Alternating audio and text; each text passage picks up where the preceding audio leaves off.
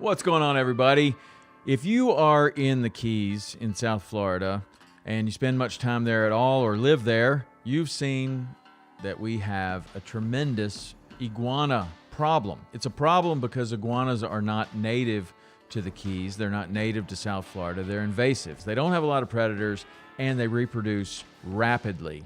One iguana can lay as many as 70 eggs, and so you could see that in an environment where it's a 365-day growing season, you could get an infestation. It's exactly what's happened with the iguana. So I wanted to get someone on who is an expert at removing iguanas. Michael Ronquillo, Humane Iguana Removal. That's his Instagram handle, and you can go there and check him out. But he knows a lot about iguanas. That's what he does for a living. He removes them everywhere from Key West all the way to Miami, Brickell, all over.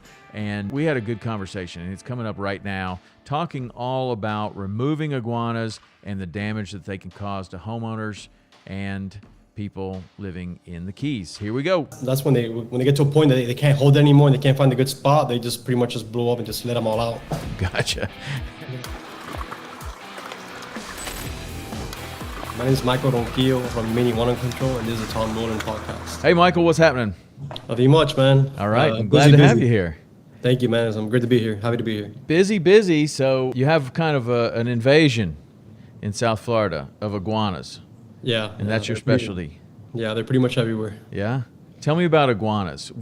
So everybody knows pretty much that lives in Florida, but we've got people from all around the world that listen to this podcast. And so give us a little background about iguanas. They're invasive to South Florida. Where are they from? Where do they come from? So iguanas are originally from Central and South America. You know, they came here like in the 1960s through the pet trade market.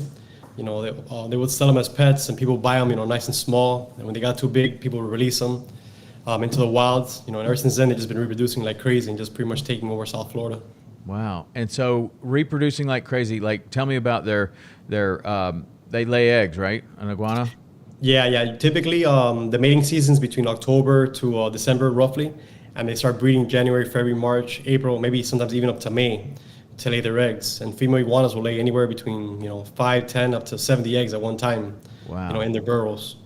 Wow. And so they always dig to lay their eggs in a hole? Yeah, typically they'll find like soft areas to dig their burrows, which could reach up to 70 feet long to lay their eggs. But sometimes you might get a rare occasion of, iguanas laying eggs in random places. Like we've had situations of iguanas laying eggs on their cars or behind an AC unit. I guess that's when they get to a point that they can't hold it anymore and they can't find a good spot, they just pretty much just blow up and just let them all out. Gotcha. Yeah. And so these like what you're doing is you're getting calls from a homeowner or a resort or some place that they don't want iguanas, and they call you to come in there and get them. And you're doing it in a way where you're trapping them. Is that what the main method you're using? Yeah, we'll get calls from pretty much anybody that lives in South Florida. We'll get calls from homes, schools, businesses, associations, even cemeteries as well. What's happening is the iguanas will start reproducing on their properties. They'll start eating all their plants. They'll start defecating around their pool, and pretty much just causing a lot of damages to homeowners and properties in general. Man. I've seen it, and it's severe, but not everybody knows about it. Like if you live in the Midwest or California or something, you might not necessarily know about the iguana problem. But we're gonna start talking about much more about iguanas. But we have something that we do here called the hot seat, where we ask you a bunch of different questions to get to know you a little bit better. They're kind of either or questions, fast paced. So here you go. Are you ready? Yeah, I'm ready. All right, we're in an Olympic year. So Winter Olympics or Summer Olympics? Summer Olympics. Freshwater or saltwater? Saltwater. Drive or fly? Drive. Chocolate or vanilla? Chocolate.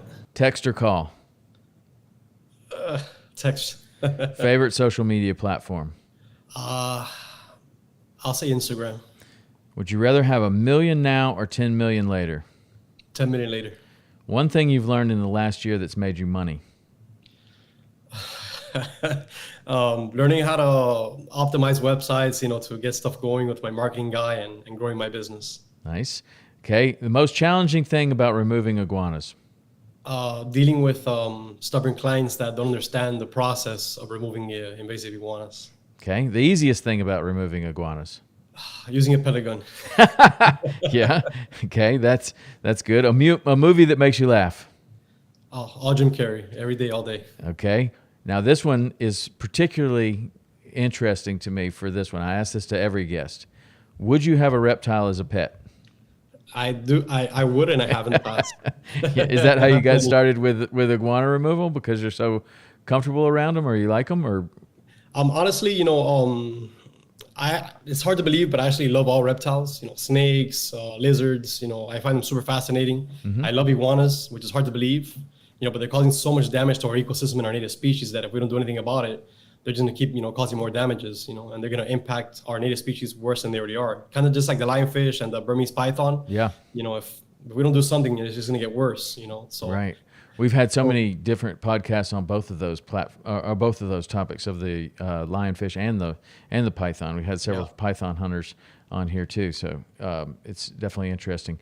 One thing you've changed your mind on in the last 2 years. One thing I changed my mind on. Well, that's a good one. Maybe you hadn't. I'm sorry? Maybe you haven't changed your mind. Yeah, I don't think I have, to be honest. I've been going just straight forward. I haven't stopped. Okay. I haven't turned back. All right. Would you think that mindset is more important or skill set is more important? I would say mindset, in my opinion. To have a good mindset, I think it will take you to far places. Okay. Would you think that it's better to have a wide range of shallow knowledge or deep knowledge in a narrow field? I think deep knowledge, in my opinion. Okay. And then we have been toying around with artificial intelligence and asking what ways do you think that artificial intelligence is going to change the world in the next 5 years? Honestly, to me, it's a very sketchy, scary topic. Yeah. AI could be used, in good ways and in bad ways. Like we'll typically use it for like research purposes. It's kind of the same thing as, Googling something, but we'll use AI to help us, get the answers faster, to help our job, a much faster process to get to where we need to be faster. But I would just be very careful the way you utilize artificial intelligence. Right. I'm not one for myself for like Ring cameras in my house or Alexas in my house. That's just me, because I feel like they're always listening, so I'd rather just keep my privacy to myself. Yeah, me too. There's a new AI search that is being, I think ChatGPT is going head to head with Google starting Monday. They're really? releasing their AI enhanced search. And Really? It's a big deal because, I don't know, it's hard. You don't really mess with Google unless you're ready to go to war. But apparently the article I read was it was a declaration of war between the two companies because like Google's probably like, it's cool. You can do all that until you start messing around in this area. And then when you get in this area, now you're going up against them. I was talking to my marketing guy about this, and because I was using a little bit of AI to help me write a little bit of content here and there. And I noticed that, it's not really such a good idea to use AI for, writing content due to the fact that Google will notice these things and it can impact your website, which will just reverse you, optimization wise, it will bring you back down on ranking. So it's always good to, write original stuff. Yes, I think you're exactly right. I would use it, I'll write my own stuff and I'll ask AI to help me check it, make sure everything's proper, proper pronunciations, just to get a head start instead of me having to go through each word, each sentence, make sure I didn't miss anything. But then it will change some words around. And I know Google's starting to notice those things which can impact, your business. Yes. And wait until Monday. Then it's really gonna go to war. Okay. College football or pro football? Pro football. Okay. Are you a lone wolf or a team player? I'm a lone wolf. Okay. And one last question. Do you have a quote that you think of often? A quote that I think of often. I don't know the exact quote, I can remember now, but, through God, everything is possible. Okay. Love it. Awesome. So back on iguanas. So we have this infestation, and that's really what it is in South Florida. And I'm assuming that is because the climate, the food, it's got everything that they need. So in their native habitat, do they have predators that we don't have here? I'm pretty sure that there are. I don't know the exact predators they have over there. But the problem is that our climate and our pretty much all our resources is very favorable to them. Our climate is just perfect for them. And when they're in other parts of the world, there's a lot more predators than they have here. Remember, you find a lot of iguanas in urban areas in South Florida, and iguanas just thrive because there's very few predators. They'll have owls, snakes, raccoons, foxes here and there. Alligators, crocodiles.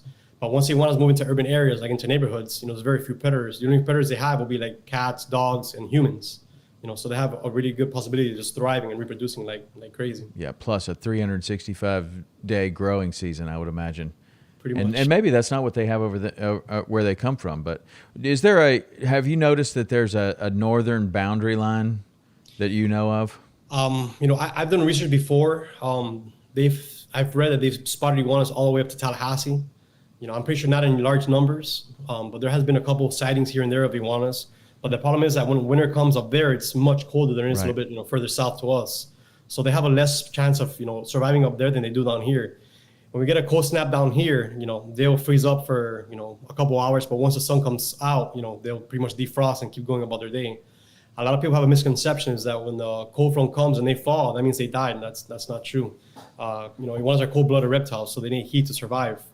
So when people find an iguana outside frozen and they want to be nice and bring them inside, they're in for a surprise because when that iguana defrosts, it's gonna be a fun adventure inside your house. Yeah, I would imagine, and I would imagine that some people do want to bring them in and warm them up because they feel sorry for them. But so when you're getting calls, what are the types of damage that the iguanas are doing mostly? I would assume that like one of the things I was noticing on your Instagram when I was looking at it is that when iguanas start getting in your boat, and in South Florida, a lot of people have really nice boats, and some of those boats cost more than the house they live in, and they're really, really nice boats. And so all of a sudden an iguana starts getting in the boat. That now we have a problem. Like we need to get this taken care of. And you're installing the clear plastic on the dock pilings, but they can still like climb across the rope and get in the boat. But other than just getting in the boats and being around the boats and pooping everywhere,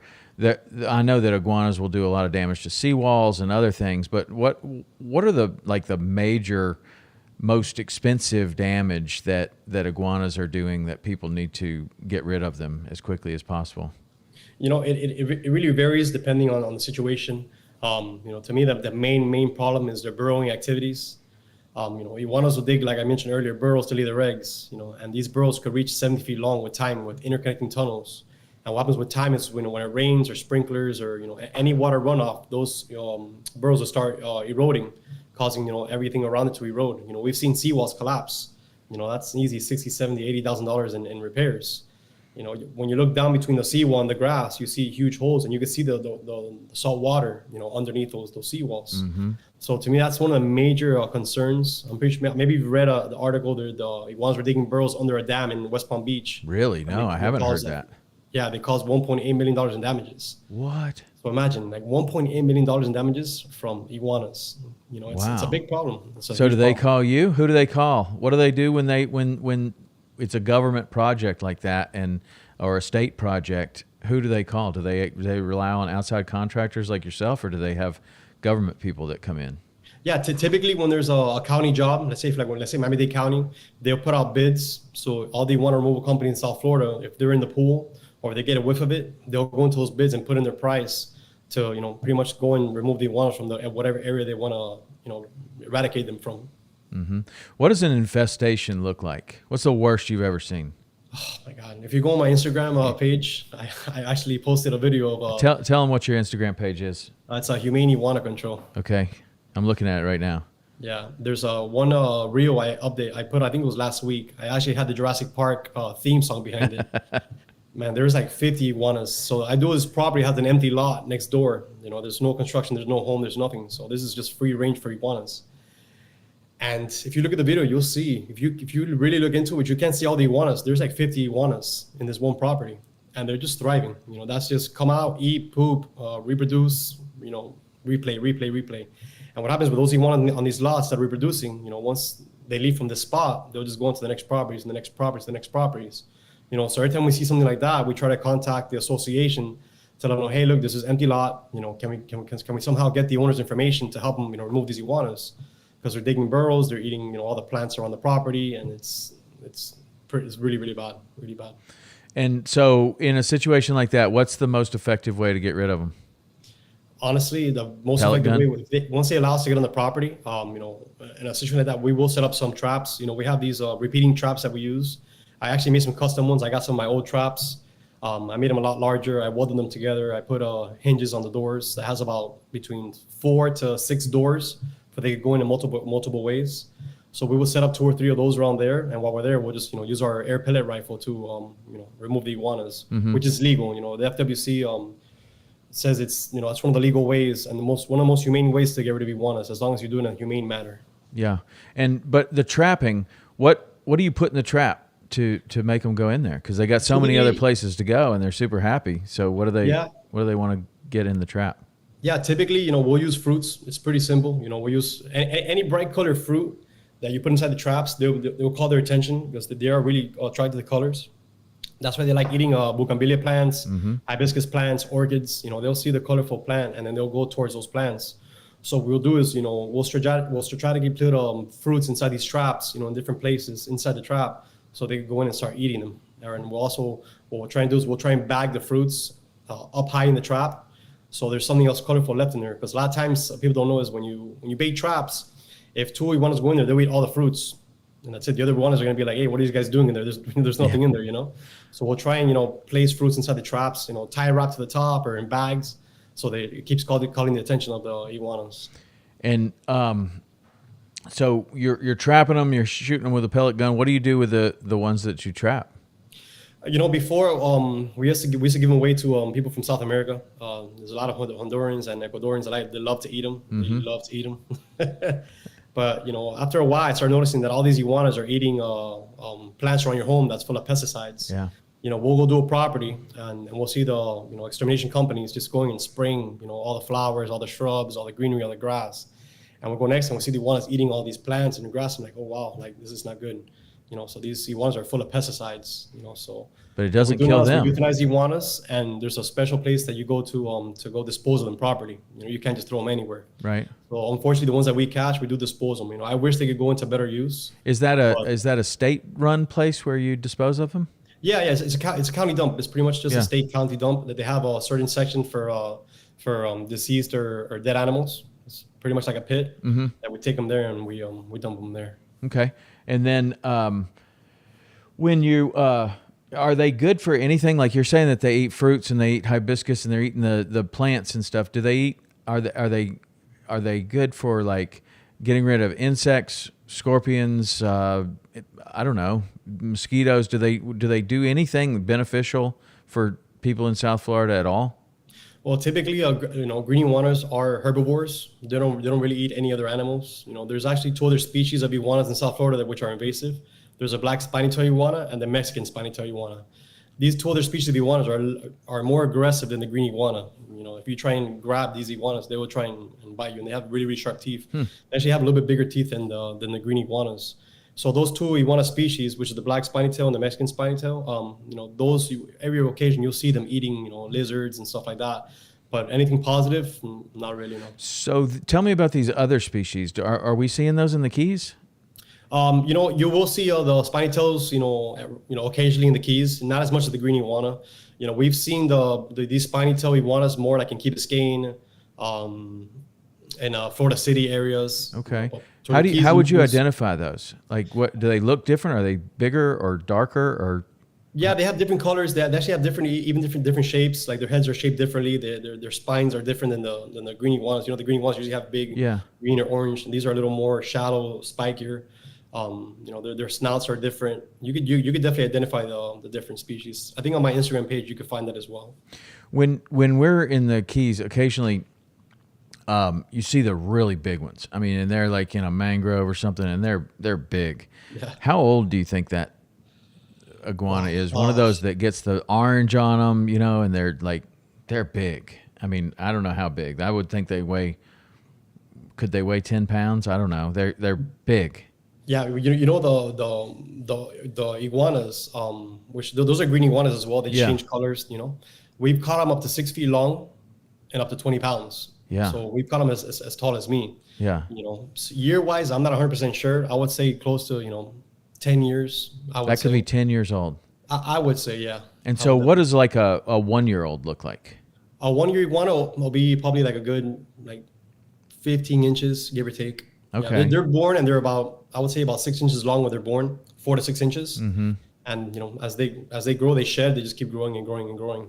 And so what we're seeing mostly, it seems like with that growth rate, what I see in the Keys mostly right now, and it seems like there was a cold snap a while back, and we had a lot more of them, and then it seemed like the numbers went down a little bit. Yeah. And now they're on the way back up again. But it seems like on that we would be seeing like 4 and 5-year-old kind of iguanas. Is that where you think that it's like a bell curve of like, that's the most, and then they don't, it's rare to see one of those 20 pounders. I think. I mean, you see, you have like certain mangroves or certain trees or certain areas where, that's where the big guy hangs out, but it's not like there's 50 of them there. There's like 1 or 2 really big ones. Exactly. Yeah. Right?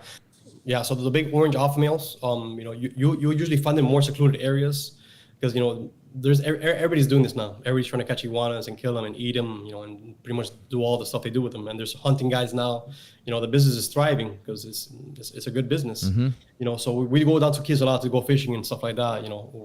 We were actually just down there 2 weeks ago, and you won't find those orange ones as much as the smaller green ones, unless, like I mentioned, it's like a very secluded area where there's less people involved. Like you mentioned, the cold snaps. When it gets really, really cold, let's say they fall into the water, they're frozen, so they're going to drown. So all those iguanas that fall into the water with those cold snaps, they drown. So that reduces the numbers tremendously, especially in the Keys, because the iguanas typically, are in the mangroves. Mm-hmm. A lot of people don't know this, but iguanas are like humans. They sleep in the trees at night. So what they do is they'll go out during the day, they'll eat their stuff, they'll poop around your pool or your boat or whatever it is, or seawalls. And then when the sun starts going down, they'll start climbing the trees and they'll sleep up there. So most of these trees, a lot of them are, over the water in the Keys. So when there's a cold snap, like we mentioned, they'll fall into the water and they're frozen. They just pretty much just drown. Yeah. Well, it did take a toll on in this one area.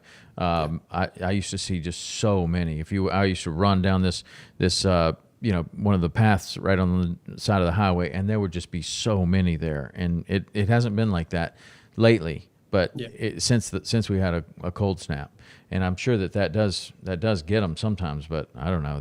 I would think that they're coming back. And now you mentioned the eggs, and that they can lay 70 eggs. And so if you like see an iguana hole and you kill that iguana or you get rid of them and then you fill in that hole, later, are you going to have 70 iguanas just in your yard? I mean, are those eggs still going to hatch if the mother's not around at all? If you seal up that hole? Yeah. So there's a big misconception. One of the main things we do is when we start a new property, we like to educate the resident or the homeowner or the president or whatever it is. When you find holes around your property, you don't want to cover them up. The iguanas are typically not usually in there. They can be. Typically, these iguanas will be there digging it out.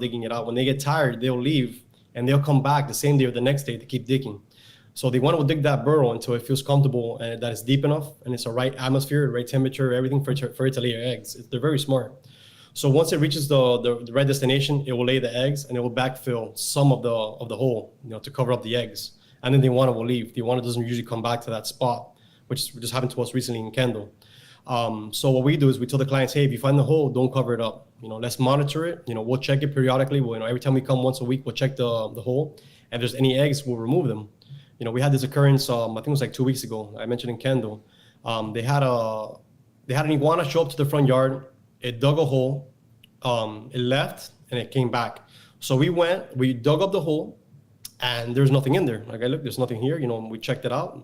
So what happened is the client was spraying water on that burrow and it collapsed behind the iguana.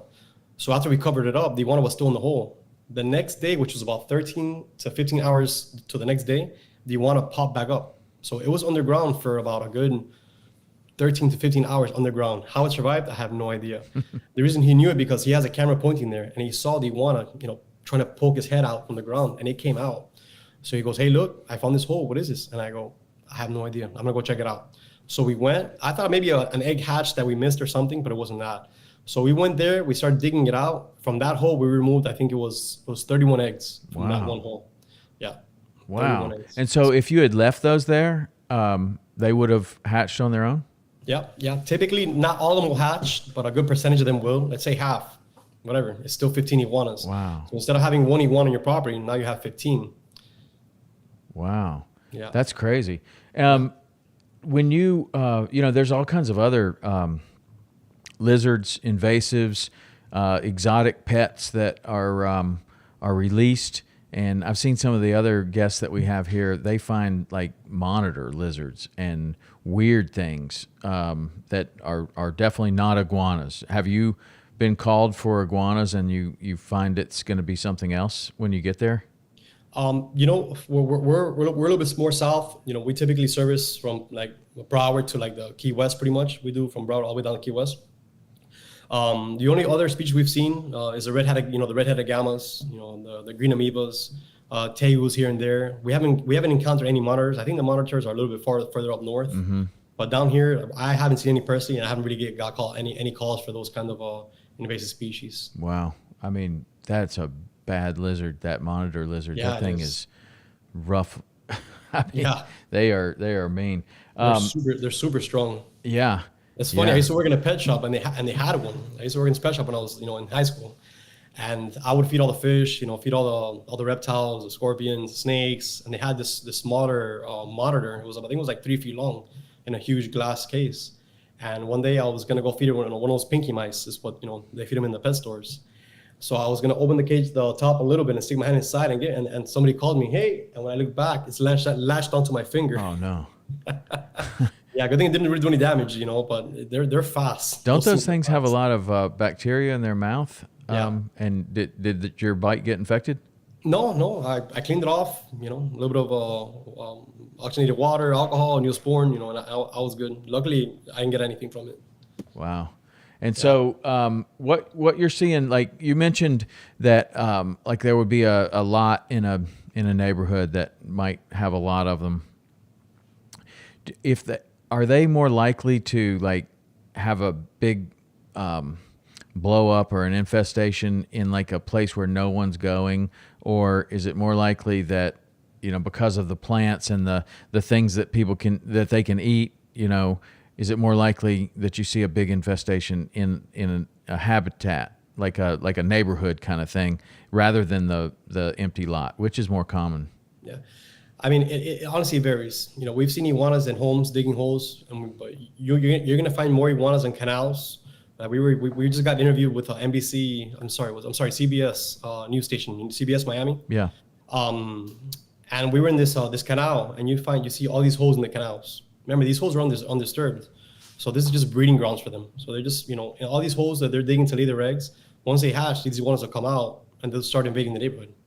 They'll just start. All they gotta do is just cross the street, which is a neighborhood street, so there's not a lot of traffic, and they just start going into people's homes.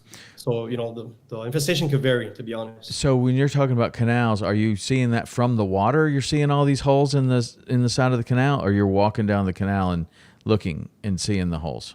Yeah, like typically, like let's say if you walk down Miller Drive or Bird Road or 8th Street, and there's iguanas. When you look on the embankment where it falls into the water, mm-hmm. You look and you'll see these black holes, which are their burrows.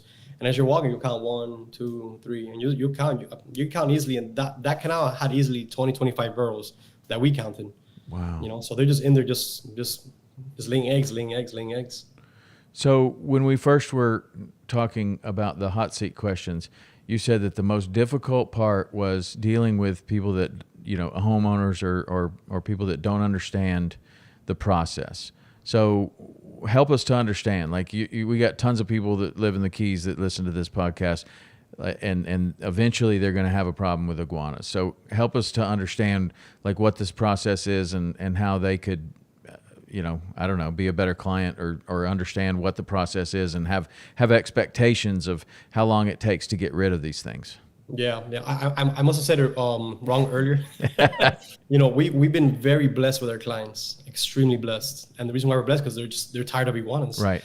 you know. But when we go to a certain property, let's say in Brickell, I can't name the location because a lot of our clients are NDA. You know, you can't disclose their place. So we'll be catching these iguanas on these islands, you know, which are private islands, and people. I don't understand how they're just jogging all day. I'm like, man, I want their job. You know, you'll go at like 11 o'clock, 1 o'clock, and they're just jogging, walking back and forth. So they'll see me doing this, and they're like, oh, what are you doing? I'm like, we're moving the iguanas because they're causing a lot of damages to this island. You know, as you can see, look, they're digging burrows under this bridge, which with time, which is erosion, these bridges could, you know, crack, collapse, or get damaged.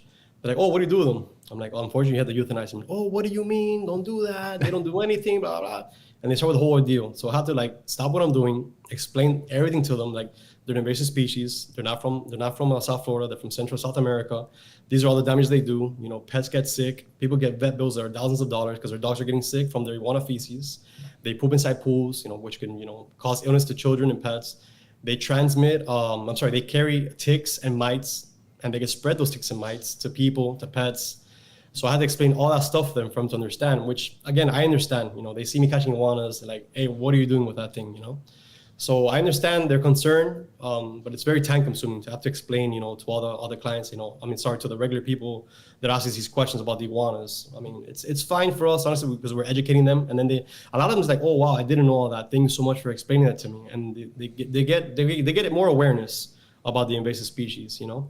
Down in the Keys, we go to the Keys a lot, you know. Yeah. That's like my second home. I've been going there since I was a baby, you know, staying in Breezy Palm, staying at houses. You know, my brother has a house down there in Marathon. You know, half the people I talk to, hey, you need help with iguanas? Like, no, I got a pellet gun. Yeah. So half the people in the Keys, I got two kids. I got two kids. They'll get them. There you go. You know, so a lot of houses in the Keys, they just do themselves. You know, but you know, we have this one client. Again, I can't really name who the person is. That his backyard was full of iguanas. I mean, every time we will go, we'll get anywhere between 1, 7, 8, 10. I think we moved from that property close to, you know, I want to say 45 iguanas. Wow. About 45 iguanas. They're tearing up his house. You know, they're digging burrows in the backyard. You know, some of his artificial grass was collapsing. That's another problem. Yeah, you know, that's what I saw on your thing. It kind of surprised me a little bit that I guess they got to find the edge of it because they're not digging a hole in the artificial turf, right? So they got to find the edge of it, and then they're burrowing under it, and it's nice and sand. You know, usually that's laid on sand, right? So it's probably once they get under there, they're like, yeah, this is awesome, man. It's nice and warm in here. I can lay eggs anywhere I want.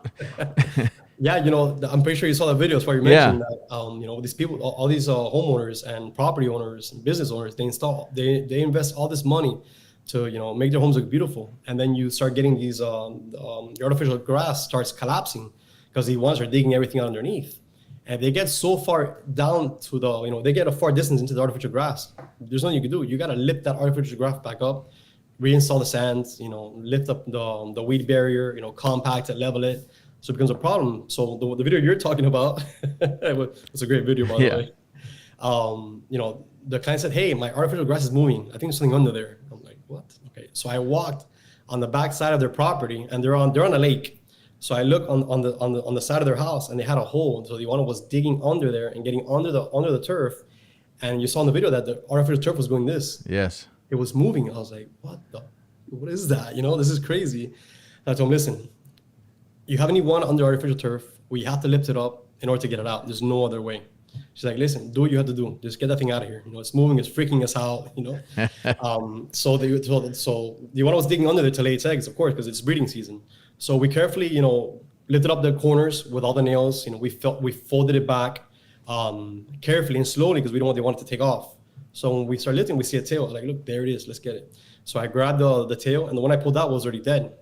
So it was stuck under for such a long time that it pretty much suffocated or overheated because remember, underneath the artificial turf, it's extremely hot. So hot. Yeah. So we got one out that was dead, and then there's another one under there as well. And there's 2 iguanas in there.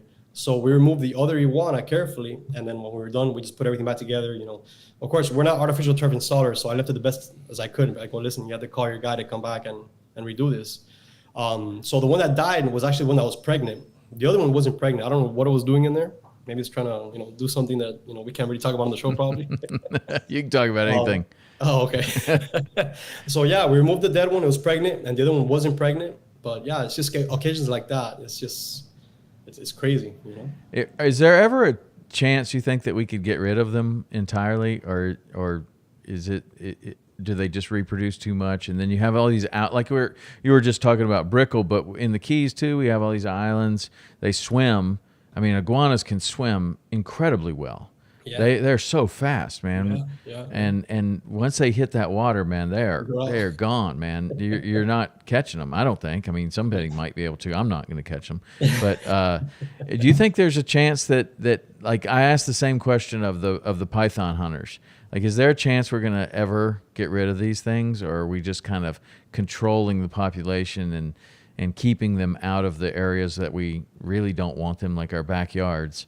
What do you think? Yeah.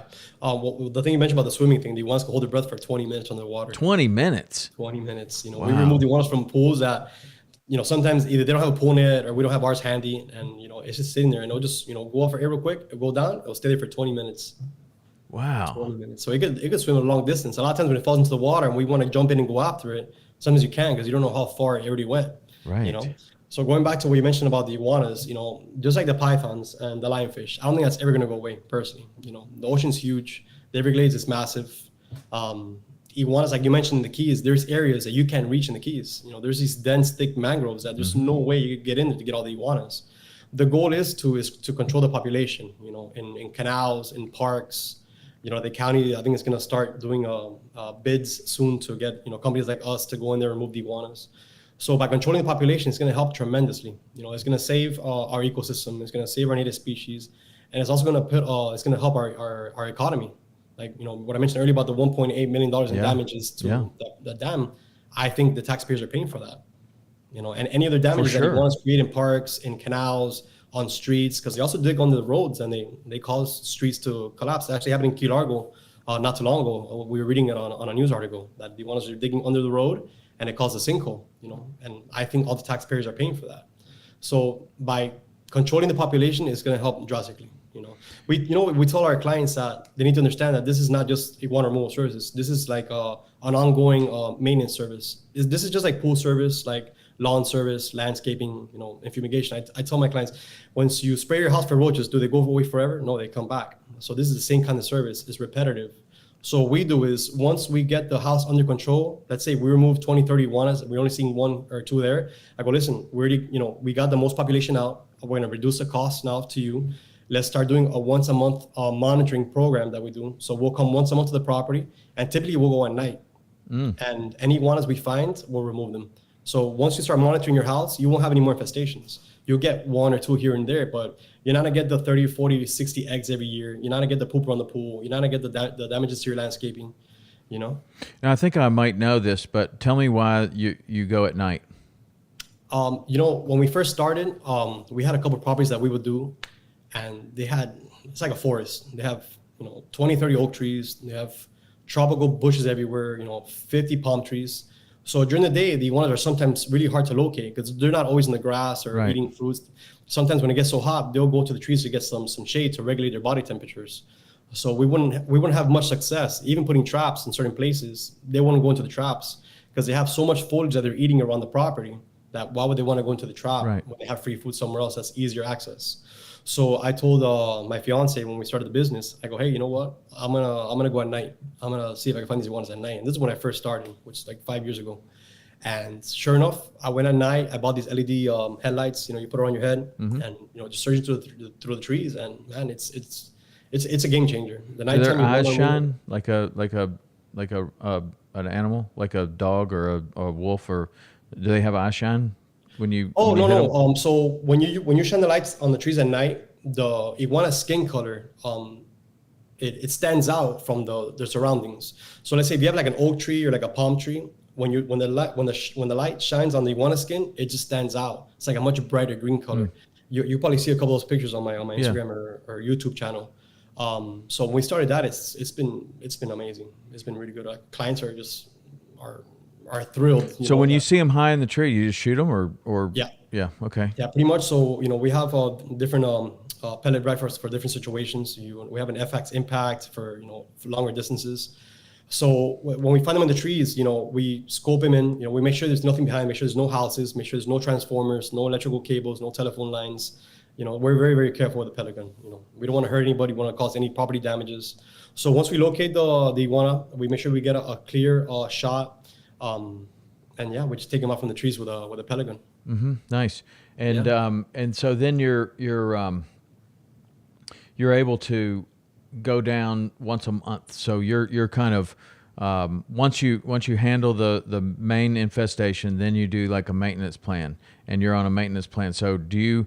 I would imagine that you try to, like when you go to the Keys, you're trying to hit a number of people. Like if you're headed all the way to Key West, do you have enough?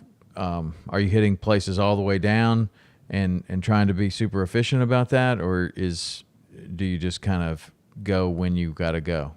Yeah, I mean, when we first started, we would get a property here and there, which was, it was hard because remember, you're driving an hour and a half, 2 hours. Mm-hmm. We'll start with 1 or 2 properties, and I was like, man, this is killer. This is like pretty much a whole day to do two or three, maybe 3 properties. So we're trying to expand in the Keys, and grow. We're trying to contact homeowners associations, even schools, to get more business down there because we love the Keys, we love being there, and we know how badly infested it is. Right. But like I mentioned, there's a lot of homeowners that are doing them themselves down there. But we are trying to grow our business down there as well. We're trying to expand as much as possible. We're located in Miami, but we do go all the way to Belle Glades. We have a church that we do up there for a minister to help her out. She has iguanas just tearing up her church, doing a lot of damages. Wow. So yeah, we're trying to expand our business in the Keys. Contacting different places so we can help them out. Yeah, well, tell everybody, like all these, like you got YouTube, you got Instagram, and then how do people get a hold of you, and what's the, like, what do they expect if they've got a problem? Like what kind of, is this like a super expensive thing, or what is the first time deal cost? Yeah. Well, you can find this on Instagram, on Facebook, Twitter, TikTok even. We have a YouTube channel. With the YouTube channel, you can find all our success. We have a bunch of videos on there with different kinds of services: trapping, noosing, the nighttime iguana removal, the egg locating and removal, preventive measures, tree wraps. So depending on the infestation, the size of the property is what the price is based off of. Like a small house in Kendall is not going to be compared to a mansion in Cocoa Plum. Right. The prices vary depending how badly infested and the size of the property. Because remember, the bigger the property, the longer we're going to be there. So we do have to charge a little more for that. But our goal is to try and get them out as fast as possible to then get on that monitoring program that we have. To save them money and to avoid further infestation. Yeah. And we don't always we like a lot of companies just go and just do the job and leave. No. When we do your house, we try to contact the neighbors. Hey, we're doing your neighbor's house for iguanas. I notice you have a couple. If you join, it'll be good because we'll start contacting all the neighbors, and that's how you really control the population and get rid of them. Because let's say houses in Cocoa Plum or in Key Largo, whatever, they have a bunch of houses in one canal. If we attack all those houses in that canal, you're not gonna have any iguanas. You're gonna see 1 or 2 occasionally, but not the infestation that you're currently seeing. So we try to, Got it, man. Well, that's awesome. You're gonna be in front of a lot of people that have houses in the Keys, so a really good resource for anyone who has these iguanas on their property, because man, you want to get to them before they get behind the seawall. And then if your seawall collapses, it's not as easy as just fixing your seawall. I mean, you got to go through zoning and all kinds of things to fix that if it collapses real bad. Yeah. So the best thing to do is to get rid of them as soon as possible. If you got a couple of kids that are cold-blooded killers, you probably got it under control. But if you don't, here's your man right here. So give them a call. Yeah, it was cool to have you on, man. I learned a lot about iguanas. I didn't know about how many eggs they have and what the best ways were to get rid of them. Like, I don't know. I mean, what if you did have a couple of kids that were shooting them and stuff and they were doing fine, but you have these holes in your yard? Should you not fill those up either? Yeah. So if you find the hole in your property, it's not recommended to fill them in. The first thing you want to inspect the hole first to make sure there's no iguana in there, so they don't pop out through another burrow. Because what's going to happen if you cover it, the iguana will create another burrow and just dig itself out. So now you have more burrows. So you want to inspect the hole first to make sure there's no iguanas, no iguana eggs inside. There's times that we use an endoscopy camera to look inside the hole if it's too far or it has like a certain angle, and it works amazing. Really? We'll locate the eggs efficiently. We'll make sure there's no iguana in the hole. So once we inspect it, we remove whatever's in there. We compact it properly, and then we close it up. Covering the hole also, the iguana's just gonna go somewhere else and dig another hole. So what we do is we inspect the hole, remove the iguana, the eggs, we cover it, and then we put a cage in that spot. So when it comes back, it goes into the cage. Gotcha.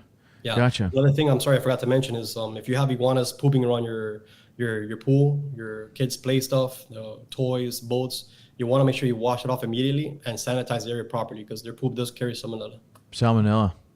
Yeah, and people would get that from like it on the kids' play sets and stuff, and they're getting salmonella. Yeah. We've done schools before that they have these trees overhanging over the playground areas, and there's feces everywhere. Oh, really? Because That's once they're up disgusting. there, they just keep defecating. So it's super important to have these areas cleaned, and of course, get the iguanas removed so you could avoid this. Right. To remove them. In schools as well. A lot of schools have iguanas. They have all these holes. We're actually getting some. Sorry, I'm taking your time. No, it's good, man. We're good. We got a couple calls these last 2 months from attorneys saying, hey, are you willing to testify? There's this case of this child that got hurt at the school because she tripped over a burrow and she hurt her leg really, really bad. So imagine, like, this is serious. Another one, a man was reaching under his chair for a drink or something, and an iguana bit him. So there's a lot of liability that people don't understand. That's also involved with iguanas around commercial properties, schools, churches. Yeah. Wow. Well, if you got a problem with iguanas, Michael's your man. Give him a call and you got a cool Instagram. You really do. Humane Iguana Control. That's the address. And so you can go there. You got your YouTube. And what's your phone number? 305-200-9821. Okay. There you go. All right. So if you got iguanas, especially if you're in the Keys or South Florida or Miami, give them a call. That's I learned a lot, man. I really did. Thank you, man. I had a lot of fun out here. Does an iguana? Last question. What does an iguana egg feel like? Because on your Instagram, they look like they're real hard, like rocks. Yeah, but I don't know if they are. They're actually softer. Like they are? Compared to chicken eggs. Yeah, you could actually squeeze them and they won't crack. Really? Yeah. Okay. Cool. Yeah, and they have a different shape too. I'm pretty sure you saw that in the video that they're a little more oval shaped. That was the first time I'd seen them. Yeah. It's crazy, but the way you put them in the you had like a bin, a Tupperware or whatever, and you just put them in there. It just seemed like they were hard like rocks, but I don't know. I've never felt them. I don't really want to. Hey, when you're down in the Keys, let me know. I'll bring you some. We can make some scrambled iguana eggs if you want. Scrambled iguana eggs. I might take you up on that. That sounds. We can do that. Okay, it's a hook and cook. Iguanas. All right, man. Well, I appreciate you coming on, and I learned a lot about iguanas. And for those in the audience, if you got some iguanas, give them a call. Yeah, thanks for having me, man. All right, thank you. All right, we'll see you.